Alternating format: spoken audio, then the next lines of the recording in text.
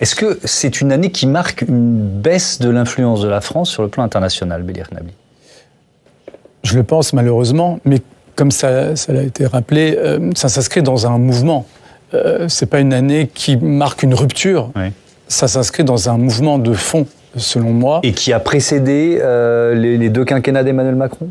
Franchement, lorsque vous parlez de bilan mitigé, je cherche en fait des réussites de l'action diplomatique oui. d'Emmanuel Macron. Mais malheureusement, je suis sérieux. Pourquoi ? Parce que d'un point de vue diplomatique, la présidence Macron s'est ouverte par un choix très fort, je m'en souviens très bien, c'est tendre la main à Donald Trump, croire dans la présidence Trump. On n'a rien obtenu en échange. Et à Vladimir Poutine. Puis à Vladimir Poutine. Ce sont quand même des échecs cuisants. Il n'a jamais eu à répondre de ces échecs, tant mieux pour lui, mais quand même, ça reste. Et puis si je devais symboliser l'échec ou le reflux français en Afrique, il y a un élément très intéressant par rapport à la présidence Macron. C'est d'un côté un choix audacieux et intéressant qui consistait à vouloir rompre avec la France-Afrique en passant par le canal de la société civile.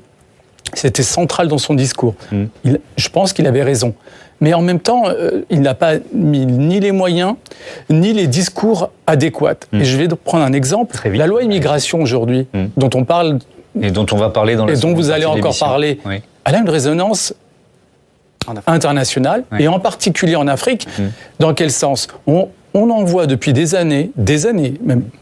pour pas dire des décennies maintenant, autour de la question de l'immigration, une image de la France qui n'est pas du tout à la hauteur de notre imaginaire sur l'influence française dans le monde.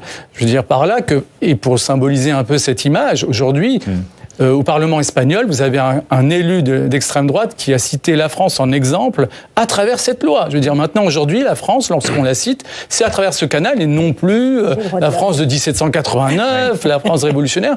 Le pays des droits de l'homme. Voilà, donc quand même, c'est quand même assez brutal. Intéressant.